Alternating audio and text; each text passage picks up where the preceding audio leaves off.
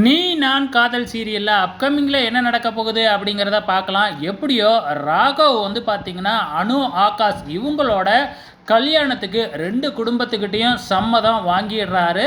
So இப்போ 2 குடும்பமே வந்து பார்த்திங்கன்னா இந்த கல்யாணத்தை ஏற்றுக்கிறாங்க. அதே டைமில் வந்து பார்த்திங்கன்னா இங்கே முரளிக்கு இப்போ சிக்கல் உருவாயிடுச்சு.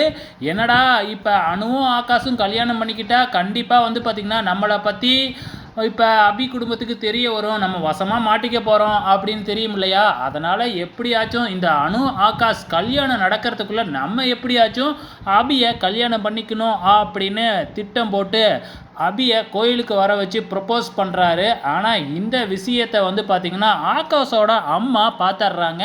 ஆனால் அவங்க 2 பேரும் என்ன பேசிக்கிறாங்க அப்படிங்கிறத வந்து பார்த்திங்கன்னா கேட்கல. அதே டைமில் வந்து பார்த்திங்கன்னா நம்ம முரளி வந்து அதாவது அவங்கள பொறுத்தளவு கிருஷ்ணன் வந்து பார்த்திங்கன்னா அபிகிட்ட பேசுகிறத பார்த்துட்றாங்க. ஸோ கண்டிப்பாக முரளிக்கிட்ட கேட்பாங்க. ஆனால் முரளி என்ன உண்மையாக சொல்ல போகிறாரு, எதையாச்சும் ஒரு பொய்யை சொல்லி சமாளிச்சிருவார். அதே டைமில் நம்ம முரளி வந்து பார்த்திங்கன்னா அபிகிட்ட கேட்டால் அபி என்ன சொல்லுவாங்க, கண்டிப்பாக முடியாது, இப்பொழுதைக்கு எந்த எண்ணமும் இல்லை அப்படிங்கிற மாதிரி தான் சொல்ல போகிறாங்க. வெயிட் பண்ணி பாருங்கள்.